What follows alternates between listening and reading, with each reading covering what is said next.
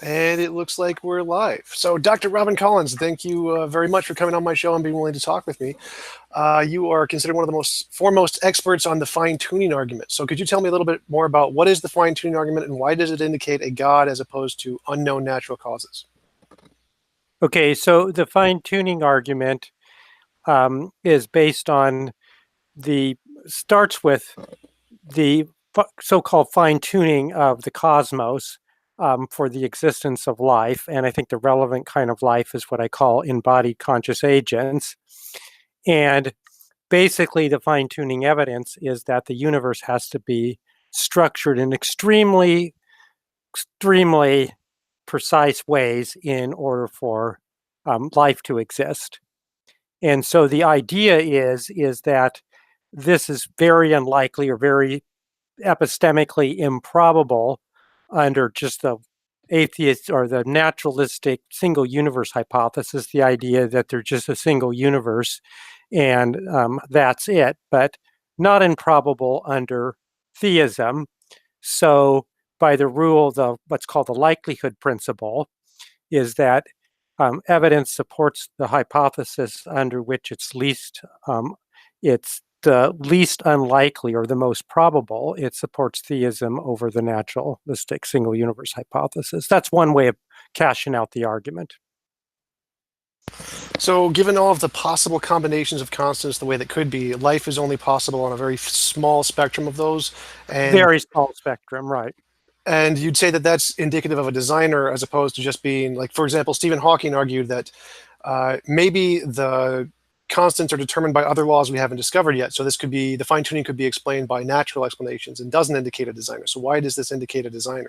So you could go to a deeper theory idea. Let's suppose there's a deeper theory like what they used to hope string theory would do, is that the laws of that theory would fix the parameters just to what they are that permit life.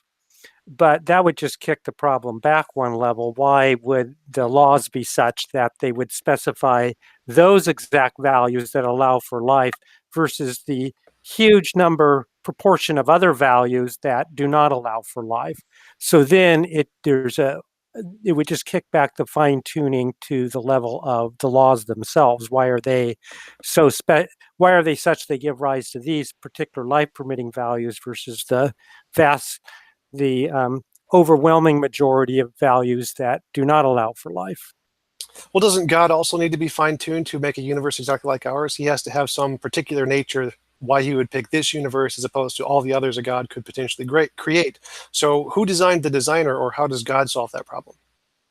Okay, I don't think the designer, I don't think the question really applies to God. And now I'm going to give another analogy. Let's suppose you have like ink marks on a paper that form the picture of Abraham Lincoln, okay, or what looks like Abraham Lincoln. No one would think that was just simply random ink spill.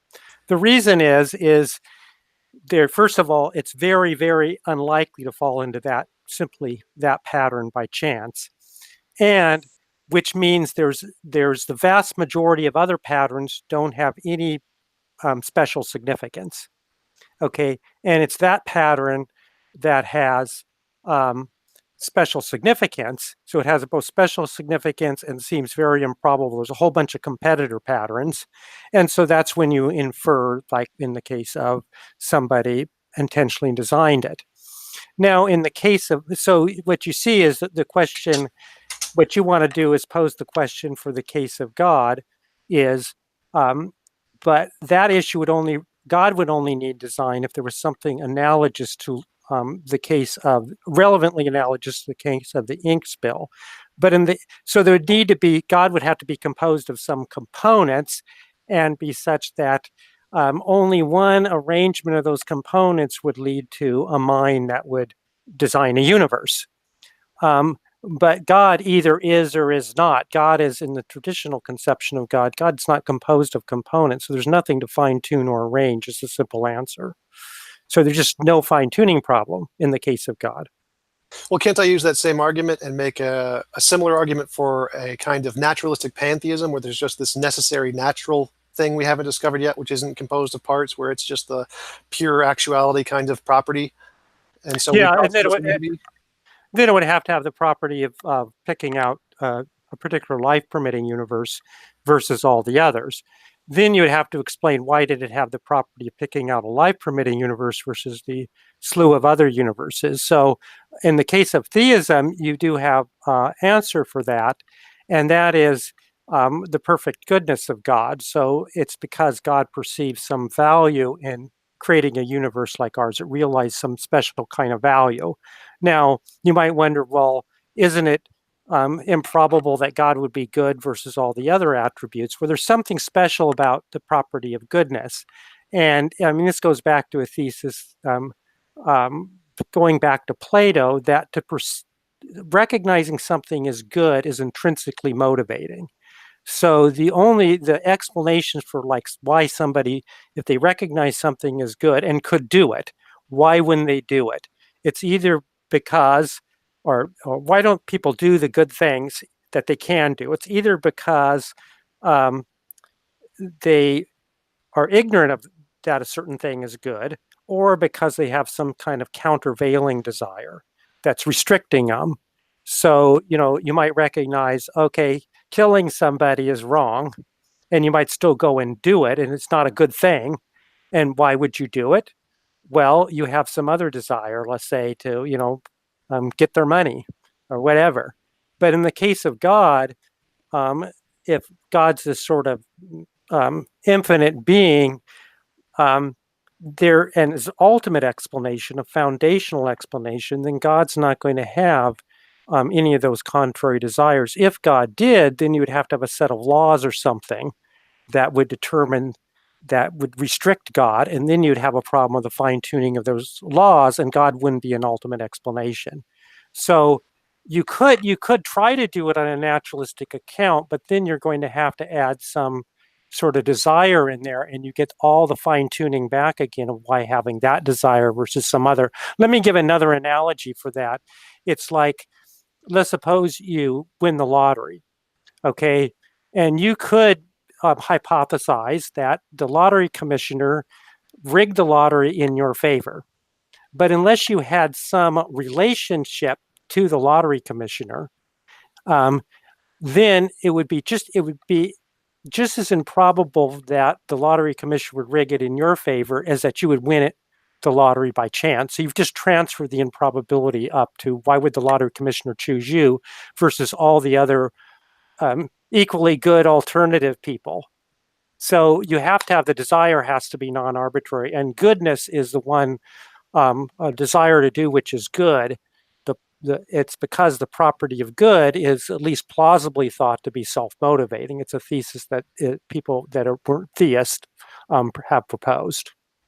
Well, I don't see how that changes the theory at all, because so God created the universe the way it is because of his nature, and then God created the universe the way it is because of his nature to produce moral beings. Well, it's also still a part of his nature, so that seems like the same argument in both cases. I don't see how adding the moral nature makes it more likely, because that's also determined by God's nature. And I mean, if you did think that was a compelling argument, I could just do the same thing for pantheism and say, instead of pantheism created the universe the way it is because of pantheism's nature, pantheism created the universe as the way it is because of pantheism's nature to produce highly unstable elements like astatine or something. And so, yeah, but you'd have to make that nature non-arbitrary. So whatever the ultimate foundation is, you're talking about an ultimate foundation is pantheism or God or something else. Then why would it have that attribute versus some other? well, but why is God non-arbitrary? How does God solve that problem? Well, because the attribute, the thing that gives rise to the desire of goodness is not arbitrary, because once you have God is omniscient or has knowledge of what is good, then, and there isn't anything restricting God, other contrary desire that is running contrary, that somehow restricts God, like we have desires, like sexual desires or desires for money or whatever. Then it's not an arbitrary desire and no longer highly improbable. It'd be like having, so when you do this other, what you're doing is you're saying it's pantheism plus this desire to create this particular universe versus all the other possibilities that aren't life permitting. And then you have to subscribe that special desire. It'd be like subscribing the desire to the lottery commissioner that they wanted to rig it in your favor versus all the others. So you would. Right. So God has this property in his nature, this moral property, which causes him to be determined to make our kind of universe as opposed to all the others he could make. And I'm saying that pantheism is equally determined because it also has a similar property, though it's not a moral property, it's just a different property, like the property to produce astatine or something, as just a fundamental nature of what it is. So it still has an analogous comparison to God. It's just not the moral nature. But then the thing is why have you pantheism with that nature versus some other nature? Now, if it was intrinsic to any form of pantheism to have that nature, then maybe you could get it as non-arbitrary. So let's say in pantheism, the idea is, that the consciousness permeates everything, right? So I think that's what you're meaning, like pantheism, everything is conscious or is like mind-like. Is that what you mean by pantheism? Well, I'm going with specifically naturalistic pantheism, which is defined in the Stanford Encyclopedia of Philosophy as essentially just a form of naturalism, just an eternal, all-powerful naturalism.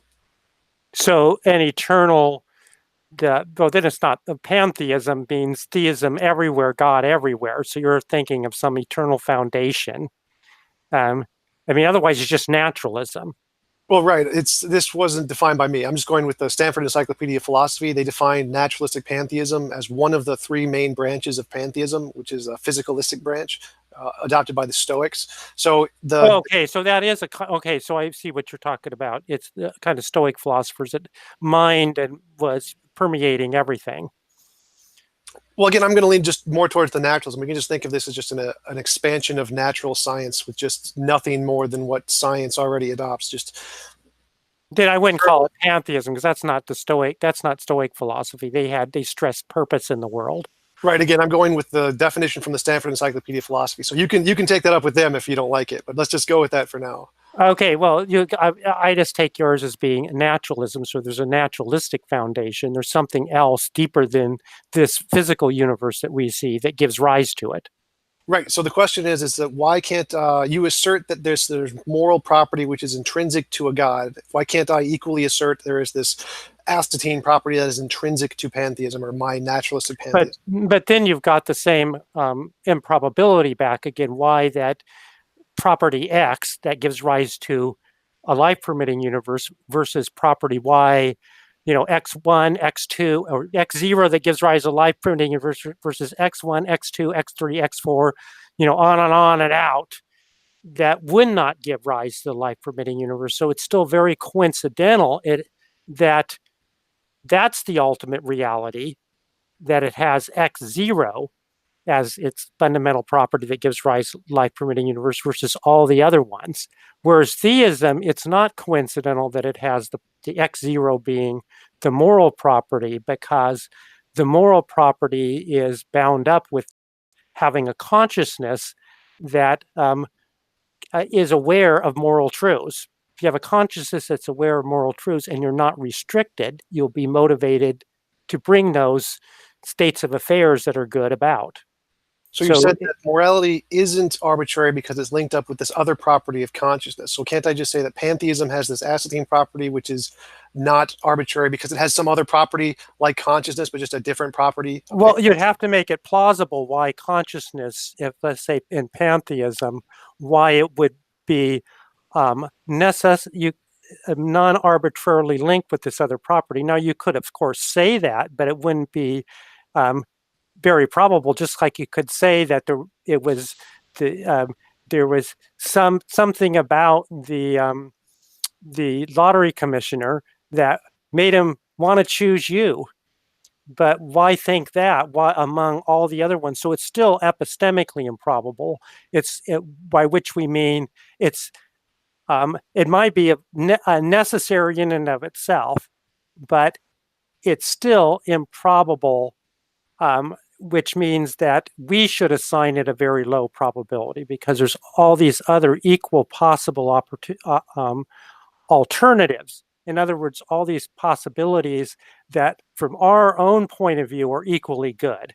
So given what I mean by this kind of probability is when you toss a coin or a die and it comes up 6, it could all be determined. You could have lived in a deterministic universe and still have a 1/6 of a probability of coming up 6. So that probability of 1/6 is just simply saying that we should have put very small rational degree of belief that it will come up 6 because there's 5 other equally good alternatives.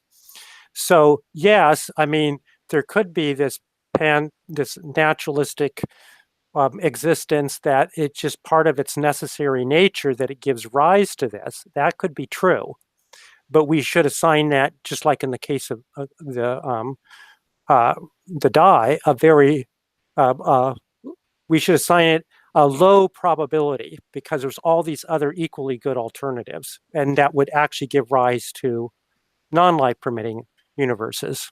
From my perspective, I see your argument that morality is a necessary consequence of consciousness to be equally as arbitrary as for me saying there's like some Mughal property, which is the necessary consequence of the astatine property.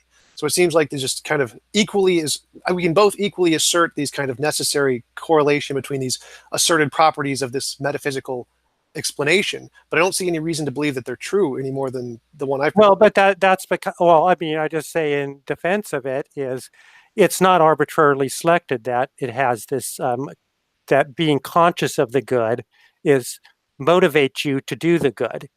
And, that's partly, I mean, this is why people have adopted in the past, medievals and Plato, is that to say something is good is to say it, or it's intrinsically good, is to say it's intrinsically desirable.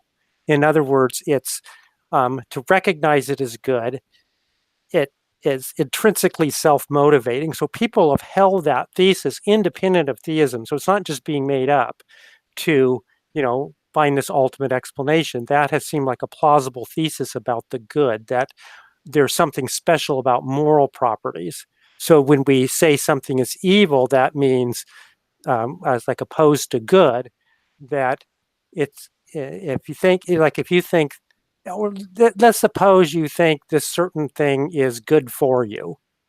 Okay, you think something is good for you. Well, if you think it's good for you, that's going to give you some motivation to bring it about. You said, well, it doesn't give me any motivation to bring it about. I think it's good for me. That doesn't seem to make a lot of sense, because if you think it's good, you think it's desirable for you.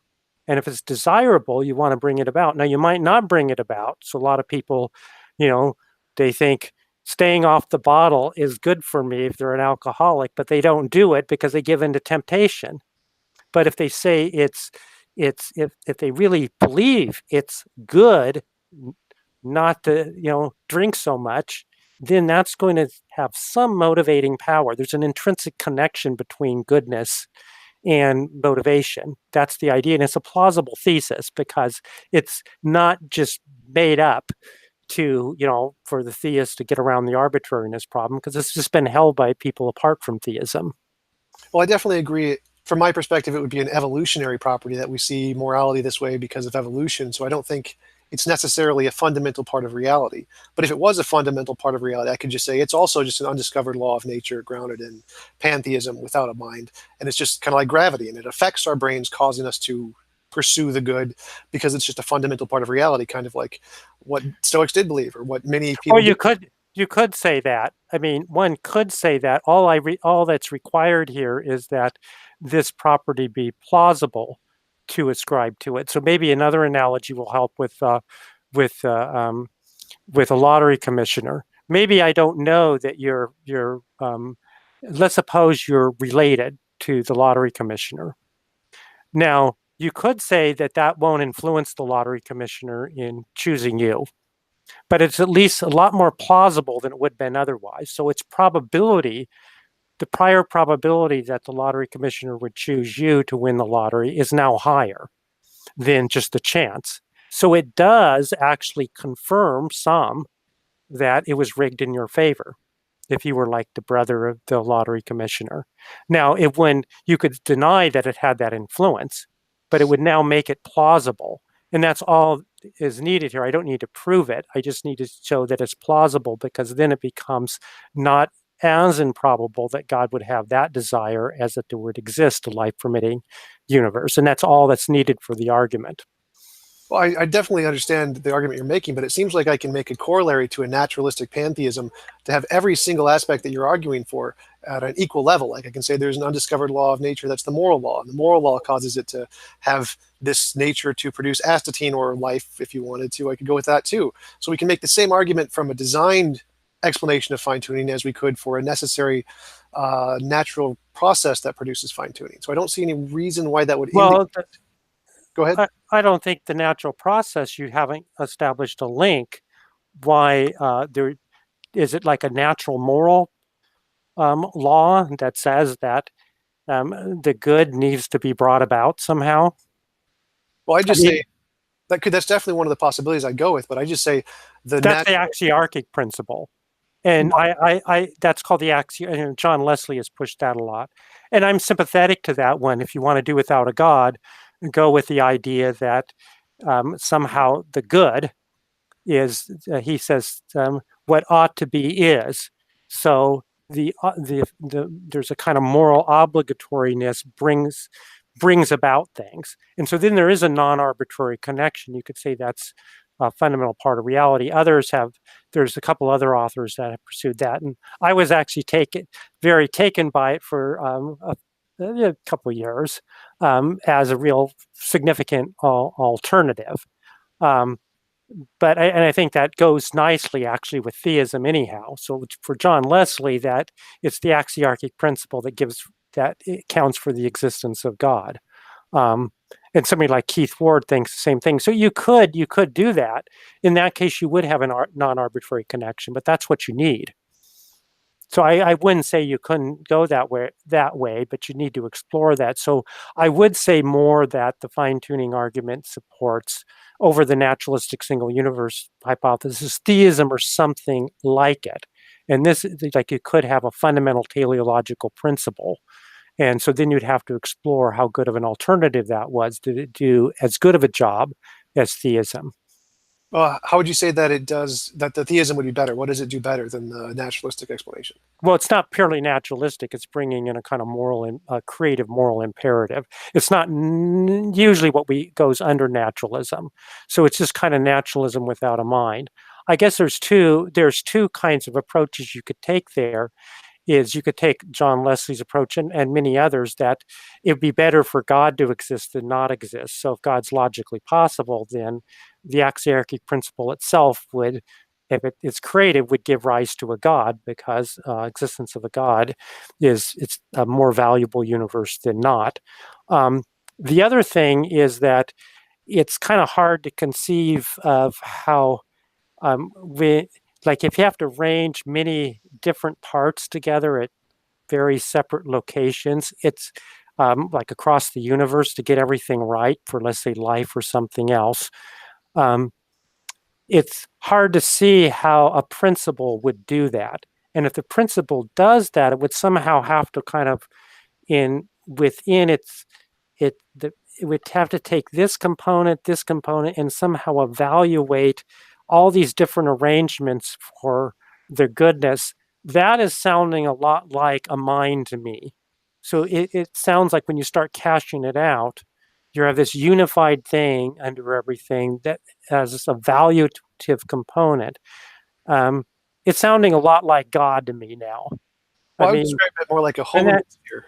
What's that? I would describe it more like a Hoberman sphere, where they're all interconnected, and any change to one constant would cause a proportional change to all of the other constants. So they can't physically be different, kind of like a square or a perfect triangle. If you try to move any of the vertices, all of the others are going to move with it because it can't change. So I would say that could be a potential natural explanation. Well, then you're invoking, if it can't change, you're invoking a necessity. Of necessity, it has to be arranged this way. Right, exactly. I'm saying that we can explain the fine-tuning as a result of some necessary other laws that are intrinsic to this pantheism thing.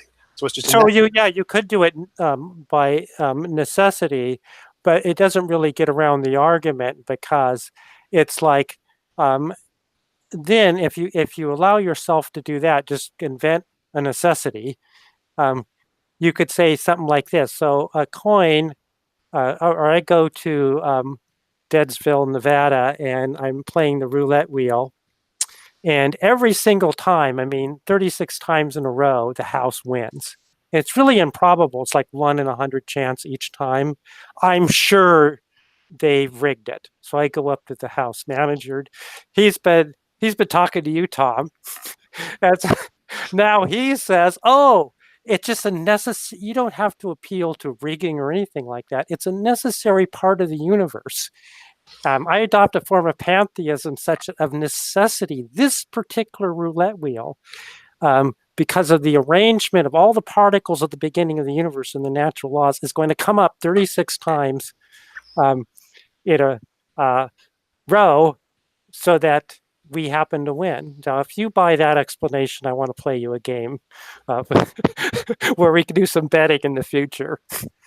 Well, I would use a different analogy. I would think of it like 3,000 years ago when we didn't understand lightning and we saw a lightning strike go from the sky and hit this one guy in the middle of a field. That seems really improbable. That seems like the 36 roulette wheels of the house winning. Like that must be, there's something going on there. So I can think, well, maybe the lightning was created by this guy named Zeus. But then we can learn more about nature, and we discover, if we learn about the laws of electromagnetism, that that guy in the middle of the field where there's no other trees around is holding a giant iron sword which attracts electricity, and electricity just went to the simplest path. So it wasn't Zeus at all. It wasn't designed. It was just, that's how nature works.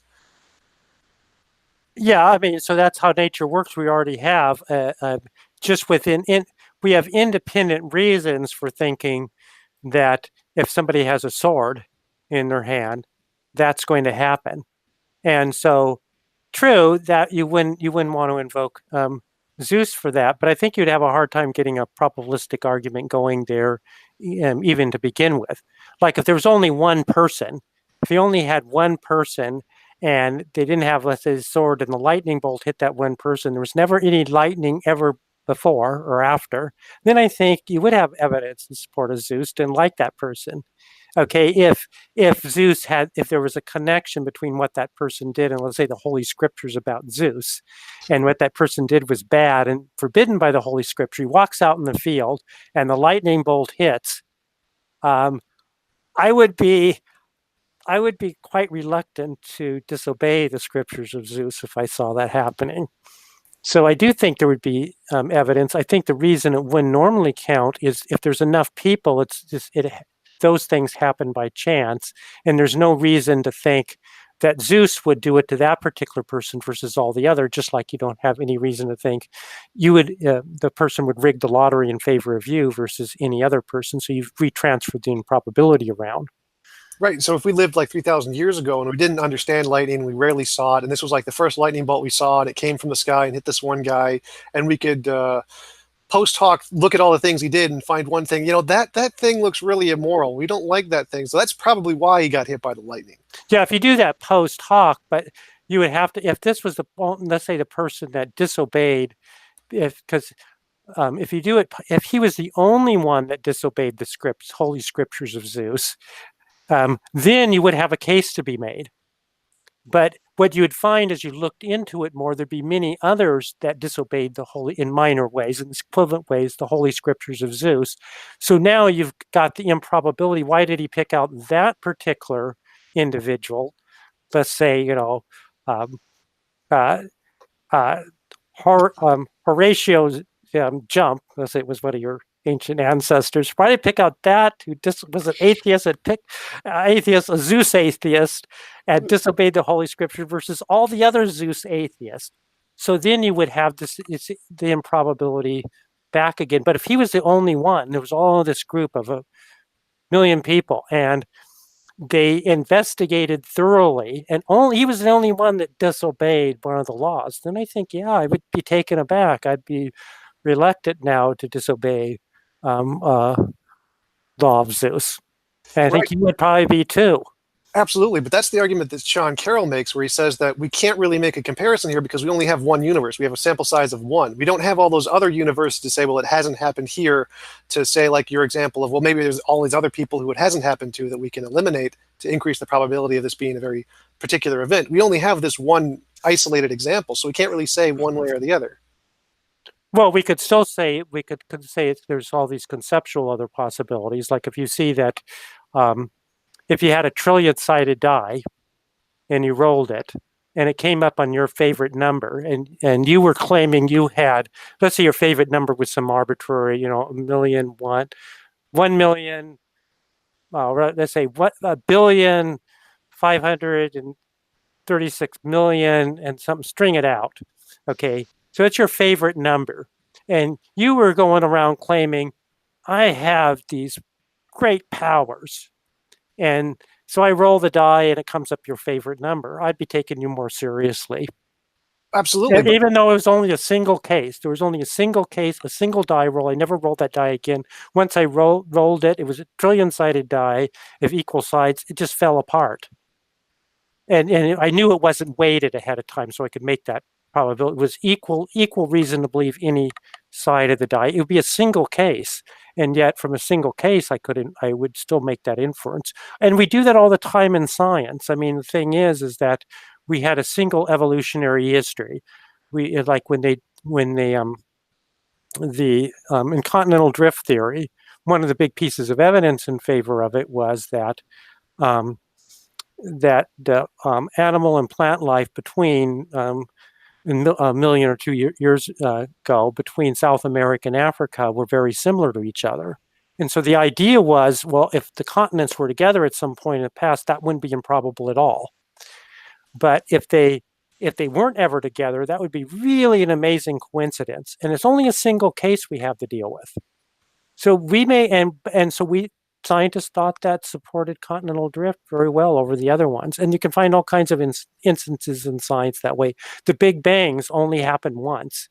And yet, the cosmic microwave background radiation, you infer that it was major evidence for the Big Bang, even though it's only a singular instance. Why? Because you think it'd be very improbable that the radiation would have this, be black, have the spectrum of a black body radiation just by chance, even though somebody Fred Hoyle tried to make up alternative explanations, but they were very arbitrary. He had all kinds of arbitrary adjustments of parameters. He was a steady state advocate and never really gave up the steady state theory, along with one of his students. So they were about doing the same thing, making up non-arbitrary or arbitrary postulates, much like the naturalistic pantheism.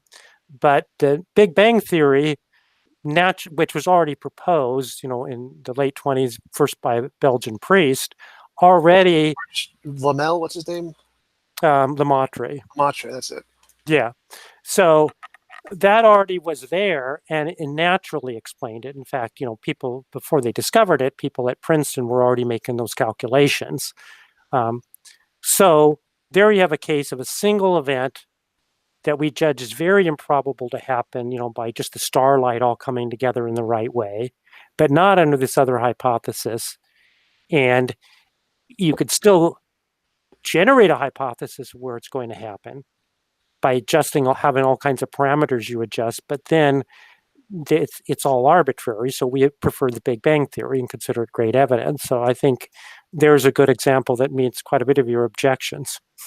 Well, to use your example of the dice, so we only have one dice and we see it roll and I predicted this number and it came out this number. I mean, so it's more reasonable to assume that the dice is weighted than it is to assume that it just randomly pulled off this number. But it could be weighted by design, or it could be weighted because the dice was just naturally heavier on one side. But okay, so let's suppose you say, this is my favorite number and I have these powers, and the die was produced independently of you. And we don't know, it could have been weighted, right? So we don't know which number is weighted. It would still, if it landed on your favorite number, it would still be 1 in a trillion chance whether it was weighted or not. If it was weighted, if it was not weighted, then it would be just 1 in a trillion, because you physically equally probable come up on each side. If it was weighted, then the probability just kicked back one level. It's a 1 in a trillion chance that it's weighted on your favorite number versus all the other ways it could have been weighted in that factory. So it's very improbable under the hypothesis that TJump is not some sort of godlike being, but not improbable under that he is some sort of godlike being that has these supernatural powers. And so it confirms the TJump godlike being hypothesis over its contrary. Now, I still wouldn't believe you're a godlike being because I would weight the probability of that initially very, very low, but I would grant that it offered really good evidence, and I'd take you more seriously. Right, if I could predict it, but we didn't predict it, we post-predicted it. We looked at the evidence after we existed in it. So like the dice was rolled and we existed in the number it landed on, and then we decided this was our favorite number after it rolled because we existed here. Yeah, but I don't think that's, I mean, there is that thing, it's a post-diction. So, and that's going to always happen with the fine-tuning argument because we already know we exist before even examining the evidence. So that's true, but I don't think that should make a difference. Like when Einstein developed his theory of general relativity, it was already known that about the precession of the perihelion of Mercury. And yet I think it still counted just as much in favor of his theory as if he, that was the first article I ever published in a philosophy journal arguing for there's no special epistemic value for prediction over accommodation. So his theory would accommodate the data, but it accommodated it in a natural way, and that's what counts. It was still very improbable for that precession to happen under Newtonian theory of just the amount, this particular amount, but not under Einstein's theory, and it wasn't an arbitrary adjustment of Einstein's theory. It kind of naturally came out of his general relativistic construct. And if he had predicted it before or after, I don't think there would be any special epistemic value. And I think we're kind of, we're sort of taken in by the novel prediction, but I don't think we should be. And I think there's probably examples you could come up with science where you get the post-diction. We still find it very believable. That's one of the examples. I actually had a conversation with Luke Barnes about this, and he sent me a link to a book, I think, talking about this, and it said that one of the reasons that the retrodiction of Mercury was so impressive was because they couldn't really measure it as accurately until later, and when they could measure it accurately, they realized that his prediction was actually a future prediction in the sense that it predicted it more accurately than they could measure it. But to go back to your point, I would say that... But it shouldn't even make a difference if it was a future prediction. I mean, you might have, his theory might have future predicted it.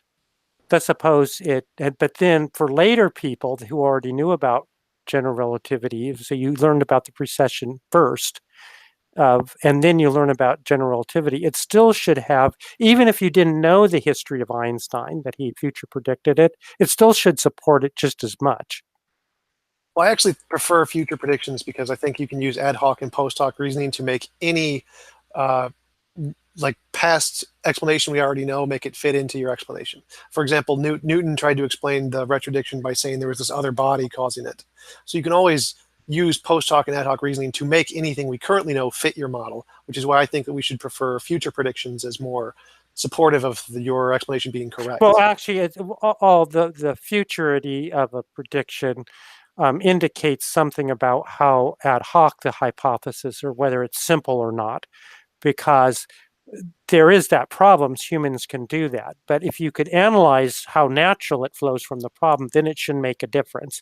But the reason it makes a difference is if it's been a future prediction, then we can be assured that somebody just didn't manipulate things to make it look that way. Is there some kind of criteria to establish what that means? Like, what is a natural consequence of the theory as opposed to... Well, I mean, that's the idea of a simplicity of a theory, or is it goes back to William Whewell, the consilience of inductions, which was kind of made more famous by one of blinking on his name, biologist. You might remember his name, but he was an evolutionary biologist who talked about that. So it's the consilience of induction idea is, let's suppose you have a theory that explains one thing over here, but it also explains another thing naturally. So if you construct the theory to explain explain things A, but then you find out it explains things B, then you know it wasn't just simply manipulated to explain B, because it'd be very coincidental for it that you construct to explain A would explain B. So it explains independent things. So that's the idea, is then it if it explains independent things like that, the very things you need to explain A, it ends up explaining B, then that's an indication of naturalness of the theory. Right. I would kind of count that as more like a future prediction because it's not something you know at the time. It's you would make predictions of your model and then you discover something you didn't know in the future that conforms with your model. So I would still kind of count that as a future prediction. I wouldn't necessarily, because you could have the two pieces of data, you know, and you say, well, this is, and you could look at the parameters and you could see the parameters were fixed. This one chunk of data fixed the parameters in such a way that in order to explain chunk A, even though you were aware of chunk B, you could see that it had it also explained chunk B. What I mean, you could consider that a future prediction. The requirement really is that you don't adjust things arbitrarily to make the explanation work out. And that's the point I was stressing in the case of the attribute of God's desires. You can't just adjust them, because anybody can do that to make it explain the data. There has to be independent reasons for thinking that, let's say, a being like God who had knowledge and power would have that kind of desire. And that's what I was offering. There's at least a plausible independent reason. Well, so two things there. One is that so God has this necessary property of who he is, which was his omniscience, consciousness, and his morality, which determines him to make our kind of a universe. No, what you get is you get the omniscience and being like perfect. Swinburne talks about it being perfectly free. God's not restrained on anything else. That itself gives you the property of goodness, because God recognizes what is good. And if you recognize what is good, you will do it unless you have a constraining desire. So isn't God determined by that perfect freedom and his morality to necessarily make this kind of universe, just like no necessarily create things with value, but there could be other universes with value, different kinds of universes. So all it has to be, I mean, it's like an artwork. When you explain an artwork or like the picture of Abraham Lincoln, you don't have to say the person had a desire that necessitated them to do that or guaranteed they would do that. It's just the desire, there's enough motivation to make it a lot more likely than that it happened by chance. That's all you need. So the person might have constructed a picture of George Washington or, you know, Robin Collins or any innumerable other things, or no picture at all. But it's just simply a lot more probable than the chance. That's why, like, if you found a building on Mars that looked like it served a purpose, right, had aqueducts and things going like that in it, you'd think that was evidence for extraterrestrial life at some point in the past. Or other kinds of things that look like artwork that would seem very improbable to happen by chance, because it's not nearly as improbable under the design hypothesis. That's why, you know, when the Allies invaded Germany, they found all kinds of things that looked like machines, but they didn't know quite what their purpose was. And so it was just a lot more likely that those would have been produced under the idea that it was a purpose hypothesis than the non-purpose one. That's all you need. So I would object to saying God would be of necessity have to create this universe. It's simply that this universe you can glimpse some value, and that gives a reason for God to create. If you couldn't glimpse any significant value that would distinguish it among all the other universes, it has to be distinguishing value, then you wouldn't have an argument off the ground. Because any universe, you could say, well, any universe has some value to it, but it's not a distinguishing value. Right. So God has these properties of perfectly free and morality, and they determine him to make a universe with moral beings, which gives you a range of possibilities. No, they don't determine God. They motivate God. They give God a reason to do it, but don't determine God. Okay, so can't I say the same thing going back to your example? I forget what you called it. It started with an A. But going back to the example of a naturalistic universe with this moral law, which causes it to create a certain range of universes, or motivate it to create a certain range of universes, but instead of with conscious motivation, it's like a quantum particle probability motivation kind of thing. So can't we match? Why would it be a motivation to create a life-permitting universes versus all the other vast number of other universes? It's much like the lottery commissioner example. In the lottery commissioner example, if you were a relative, then that would give the lottery commissioner a reason to rig it in favor of you versus in favor of somebody else. So each of the people that could potentially win the lottery, they're universes. We just think of them that way. They're universes, right? So the lottery commissioner is not necessitated because you're a relative to rig it in favor of you, but it does provide a motivation. And so it makes the chance under the rigging hypothesis of you winning much more likely than it is on the chance hypothesis. So, but now if you didn't have any relationship, you could say, well, there was a motivating desire to do it for TJump, but why a motivating desire for TJump versus all the other possible individuals? Right. So, but what we were just talking about simplicity and how we can eliminate the ad hoc additions to the parts. If we look at the two comparison and say, God is determined by his nature or highly probable by his nature to create more beings. Highly motivated. So God is highly motivated. Not even necessarily highly motivated. God just has a reason, a motivation. So God exists and has some nature and is motivated to create certain particular set of universes because of this morality. Why can't I just cut out that entirely and make the explanation simpler and just say pantheism has this particular nature to create this set of universes?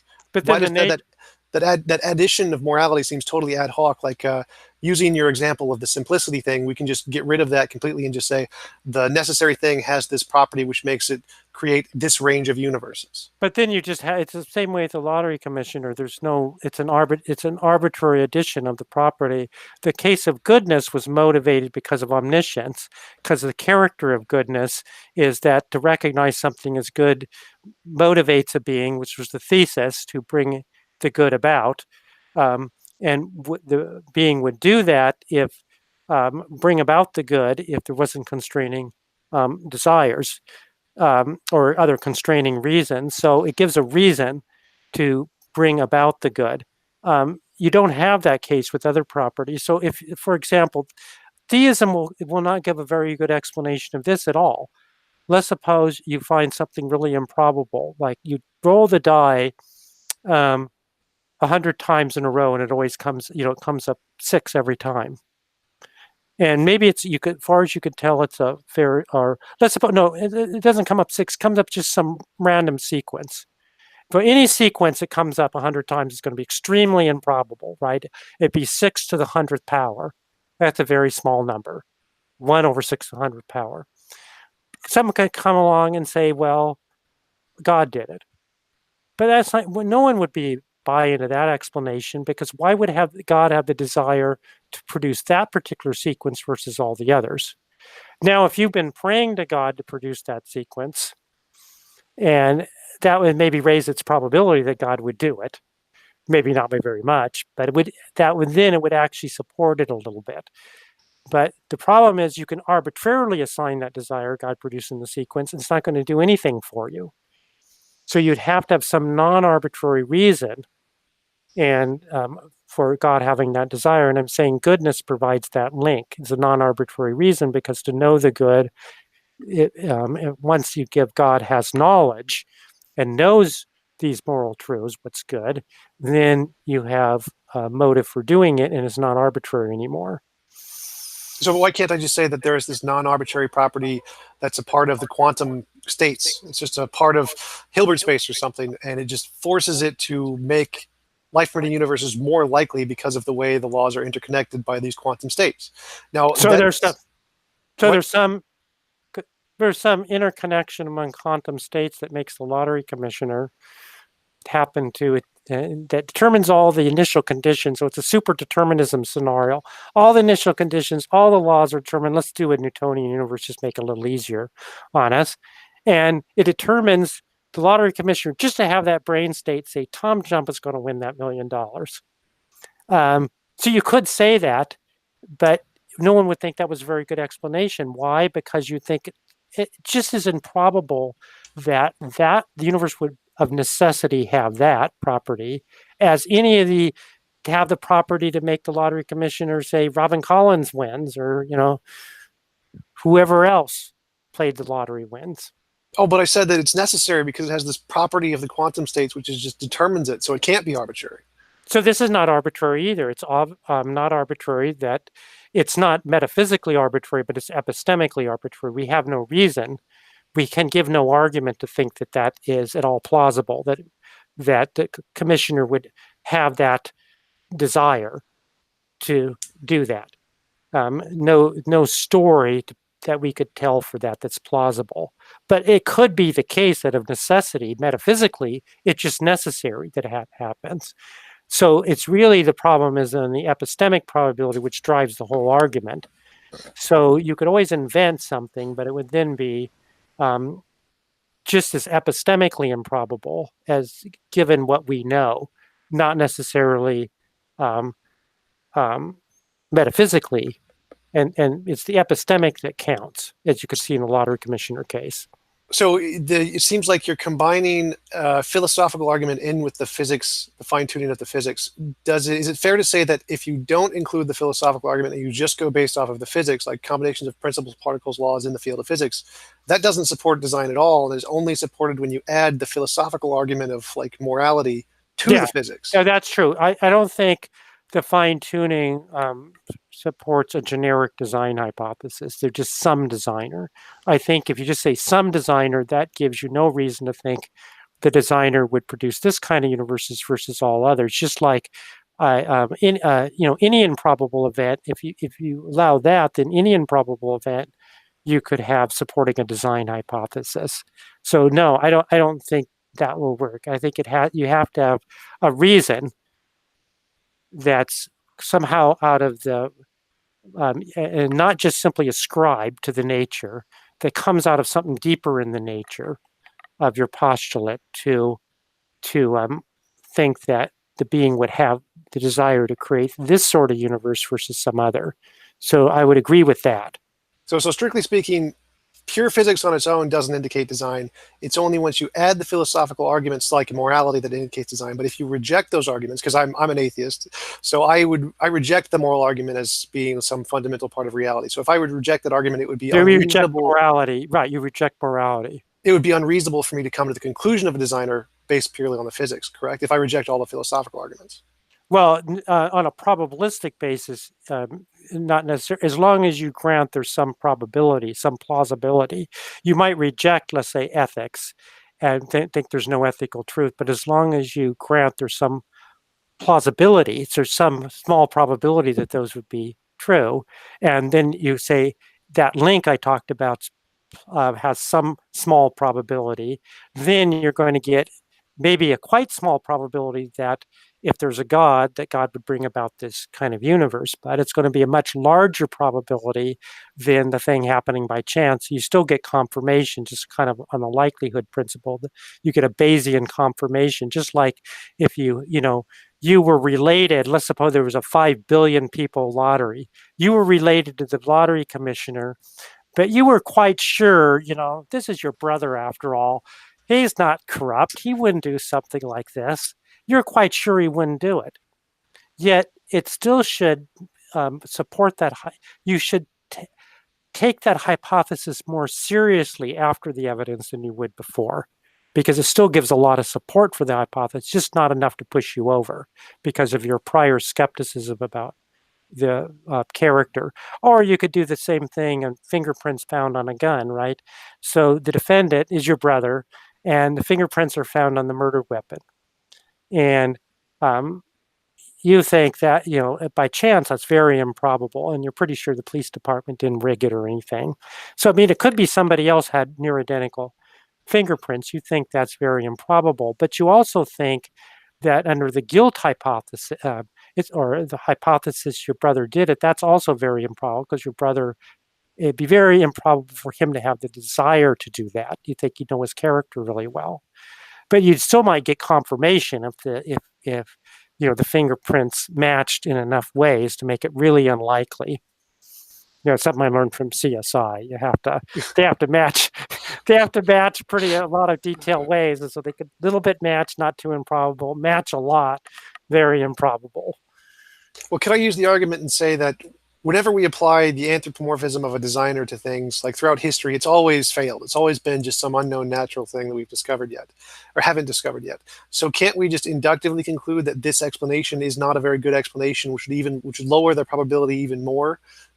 Anthropomorphic gods are not good explanations, period, because they just push the fine tuning back to who designed the anthropomorphic brain of the god. So they're not good. Second, you shouldn't be giving arguments to explain the natural order of things with God. And in fact, it's sort of a myth that people, the classical theists, at least the theologians, philosophers, ever really did that.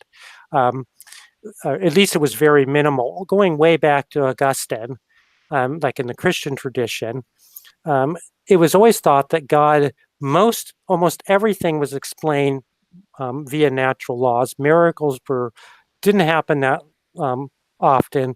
So if you're going to explain something, you should invoke natural laws. It was unbecoming of a being like God to be poking around in the system all the time. So God would create a smoothly functioning system, a natural system. So it was only these other kind of polytheistic conceptions like Zeus or these, like the ocean god or something that might have been used to explain events. And even that's not clear because often the ocean god was just a way of personalizing these forces of nature. So that's not even clear. But at best, that's the case. So first of all, I think it's a myth that happened very much at all. But second, for theism, it's not, the whole fine tuning is not about explaining how nature works, why particular processes within nature works. Those you should always invoke natural laws if you can. And it's explaining the whole shebang, the universe as a whole. So the analogy is science explains, here's an analogy. We're like little creatures on an I'll use an old style clock, had those hands and gears and springs. We're like little creatures in that clock. And so if you were to ask us, well, what causes the hands to move? Those creatures would appeal not to some being outside the clock, but to the gears, the springs, etc., in the clock, right? And that'd be the thing to do. That would be what science does. But when it came to why there's a clock at all, analogy, why there's a universe at all with this structure, then that is the place where an explanation based on purpose becomes natural. And so it's not a god of the gaps. The god of the gaps would be the little creatures trying to explain why the hand moved in this way by saying, the finger of God came down and pushed the hands that way. But it wouldn't be a god of the gaps for them to come to the realization of saying, well, our science won't explain why there's a clock there to begin with. That we have to appeal to purpose. So that's the kind of analogy. Yeah, I definitely agree. I think that science is incapable of answering those fundamental questions about the metaphysical fundamental first principles of reality. But I believe the reason is because we don't have epistemic justification for any kinds of claims of that nature. And once we do, like, science may eventually discover a way to answer that question. But right now, all of the problems that prevent science from being able to answer that question also seem to prevent all other areas of knowledge from answering that question. For example, in the moral question, like the G.E. Moore's open question argument and Hume's is-ought distinction, those apply equally to philosophical explanations of objective morality as they do to theological explanations of objective morality. So it seems to rule out any justification of a basis of objective morality because we have those kinds of problems. Those kinds of problems exist in like every field of mathematics and Agrippa's trilemma, Gödel's incompleteness theorem, Tarski's indefinability theorem, the problem of the criterion, the problem of the universals, all kinds of problems in every field of knowledge that show we don't have justification for those metaphysical claims, which is why science doesn't make them, which is why I think theology is also unjustified in making them. So you're claiming unless something has a scientific explanation that we're not justified in believing it? I'm saying that we have big problems in every field of human knowledge that show we don't have a justification for metaphysical claims, and which they stop science from being able to make it, just like they stop everything from being able to make it. Well, it's not so much that we might have justifications for making those claims. It's just that science works on we can't test them in a physical way, in the sense of do an experiment. So there remains disagreement. So part of what happens in the scientific method is that you can go out and test the claim and do experiments that can then determine whether a theory is acceptable or not. Now, whether that theory is true is another huge question, a realism, anti-realism debate, but there's an implicit agreement in science. If the theory works, then, and it passes the test, then goes with it. So it's a philosophical question whether the theory itself gives us knowledge about the world, and because there's a whole philosophical debate about that. So I would agree that it's a metaphysical question, but I don't think metaphysical questions lack justification. If you go that route, then you're going to have a problem of your very claim that metaphysical claims lack justification is also a claim that falls outside of science, and you're not going to be able to justify that either. So you've got a self-defeating situation. Well, I'd say that would be an epistemic claim. I'd say we don't have any epistemic means to justify metaphysical claims. But do we have then epistemic means of justifying epistemic claims? Well, yeah, that would be a tautology, yeah. Do we have epistemic means of so you could justify those claims about metaphysical explanations don't you can never be justified in metaphysical explanations. Yes, with the one exception of I think therefore I am. That's my position. Yeah, what's your justification for this, that you can't have justification for metaphysical positions? I'd only say we can't have epistemic justification. We don't have a means of knowledge to justify metaphysical claims. So I'm only making a claim about the current knowledge we have. The limited epistemic knowledge we have is like a ruler. We have a ruler. The ruler does not expand all the way across the universe. It fits in my hand right here. So this ruler cannot measure everything in the universe. It's just so the science. If you say, well, we don't have a scientific means of testing certain metaphysical claims. That's true, but that's all the facts you appeal to warrant. They don't warrant that we don't have any justification for them. We just don't have a scientific means of deciding between them. And I would agree with that. So it merges into a philosophical argument. All right, I would agree, but go further. I would say that the reasons the science can't do it is because of big problems in science, like the problem of induction, problem of underdetermination.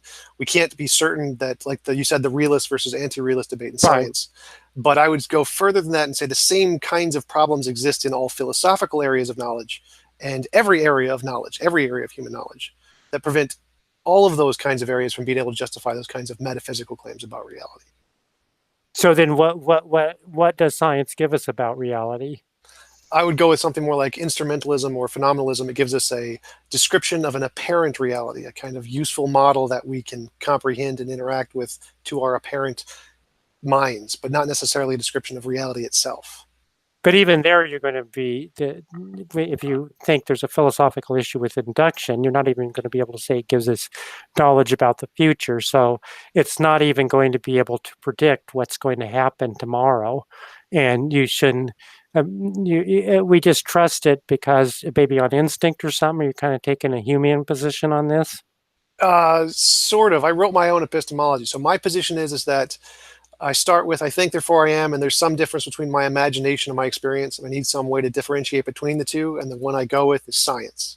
And so science just tells me the difference between my imagination and my experience, and if I can use it, then that's good enough. So I would do trust induction insofar as that it makes useful predictions as far as I can tell. Now, does it actually make useful predictions? Makes no difference, because as far as I can tell, it does. That's all that matters to me. So you justify induction by induction? Not exactly, no. I don't justify... So you just have a faith commitment in induction? No, I have a useful commitment to induction. Like I can say it's true. Like if I said it is apparent to me that I am holding a cup, I mean, that is metaphysically true because that's just what I appear to do to myself. But if it's a useful one, you don't know it's useful because you have to use induction to say it's useful. Well, when even if you entrust your memory, you don't know it will continue being useful. Right. And when I say useful, I mean it's just true to my memory. That's all I mean by useful. So I don't mean useful as in it necessarily keeps me alive or it has some connection to the fundamental nature of reality. I just mean useful as in it appears to be the case to my mind. So like if I said I am apparently holding a cup, it appears to me as if I am holding a cup, that is useful to me. but it doesn't have to be true. It doesn't matter. The cup may not exist. We could be in the matrix. The cup may be an illusion, but it still appears to me as if I'm holding the cup. If I want to take a drink from the cup. Most claims of science have no phenomenology appearance to you. They're far beyond. I mean, you talk about molecules, atoms, you talk about, Big Bang, all this stuff is far beyond anything we can ever experience. So you're trusting certain lines of reasoning that go far beyond any immediate experience. I mean, at best, you have somebody else's immediate experience in a laboratory, a long list of people writing things down. So I don't see how that epistemology is going to get you very far at all. Well, I still count that as indirect observation. So it still has some observation, which is then tied into some other things. And that's where how do I tell the difference between my imagination and my experience if it gives us those future predictions to get those things we see, even if they're just like numbers on a sheet of paper? That's still good enough to believe it's not one of the imaginary explanations. Right. Well, I don't want to go into a full, we could maybe do that some other day. I wouldn't mind coming back on this. So I actually promised my wife about a half hour ago I'd beat her for dinner. So, all right. Thanks for coming on. I really enjoyed our conversation. Yeah, it was good. Okay. Well, if you want to do this, some other topic again, that's fine. Absolutely. Let me know. Absolutely. Okay. Talk to you later. All right. So where is this? Is there a link to this? Yeah, I can send you the link. It's on my YouTube channel. I'll email you the link to it. And how many people do you have usually? I usually get about 1,000 views in a week or so. Okay. I don't know. It should say somewhere like 40 or 80 views. It's actually on. It's actually on the. It's not just audio. It's visual too. Right. Okay. All right. Would you like me to send you the link? Yeah. Go ahead and send me the link through email. Okay. All right. Good talking to you. Nice talking to you too. Talk to you later. Bye. Bye.